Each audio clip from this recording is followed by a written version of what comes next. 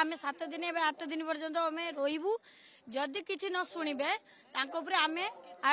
action उपरे धारणा करूँ ये शीत काकर लोक मैंने बसी कहीं बसी जदि निजुक्ति किसी दवाई चाहूना एवं आम 1000 टका 1500 टका कुकुर आम कुकुर कि आम 1000-1500 टका कौन करुछंती वर्तमान ग्रामांचल कौन कार्य जो माँ माने रोसई व्यतीत आ कौन काम कर अंधार कोण भितर थिले तांको मानकु आमे स्वावलंबी करिया पई घर भितर आनी बाहर स्वयं सहायक गोष्ठी आमे कलु स्वयं सहायक गोष्ठी करके बैंक ऋण आइलु बड़ी पापड़ इत्यादि निजर पिला कथा भविष्य भल मंद सब आम से भितर ही ग्रुप कलु किंतु आज जदि आज प्रभाती मैडम आमको 25 वर्ष होला आम खटी खसी आसीचु बिना मूल्य रे जदि आमको आज सी हटाई देबे ताले आम जीवन थिला केते गले केते आमको ए भलिया लज्जा अपमान आम सही पारिबुनु किंतु आम निजको निज आत्महत्या ही करदेबु ए राज रास्ता ऊपर आमको बहुत अपमान लागुची आमको बहुत कष्ट होउची गाँ दांडरे लोक माने आमको रहस्य करूसंती कहउसंती कोन जाइसंती बुलिया पई जाउसंती आमे सीधा सड़क जानिबा जे रिस्ट्रक्चरिंग हेले आपण मानकर कोन असुविधा हबो जदि सरकार कहउछंती जे रिस्ट्रक्चरिंग करिवे रिस्ट्रक्चरिंग रे आपण मानकर कोन असुविधा हबो आमर बहुत असुविधा हम सी आम मानकु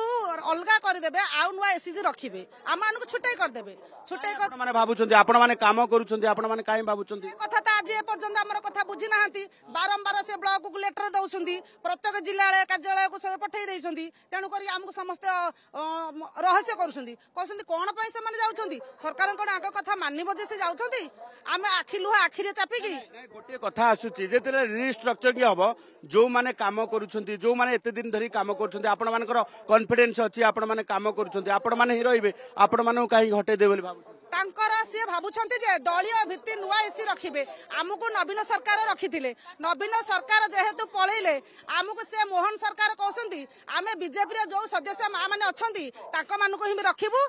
दलीय मन भाबरे काम ना आमे सेमिति करिनौ आमे समस्त समान जो सरकार आसी आसन से आमर से जेंति बीजेडी सरकार मोहन सरकार थिले आज सेमिति मोहन सरकार आसंती से आम पई सब किछि से जदी आम दुख से न जानिबे तले आम दुख किए जानिबो आमे राजा रास्ता ऊपर पड़ी के सीधा सड़क भावे देखा जे हजार हजार महिला यही भावे धारणा देइछंती अहोरात्र धारणा देइछंती जे रिस्ट्रक्चरिंग जो करा जाउची ताको विरोध करा जाउची एवं स्थायी नियुक्ति को लेकिन ये माने दाबी रखिबा सहित आज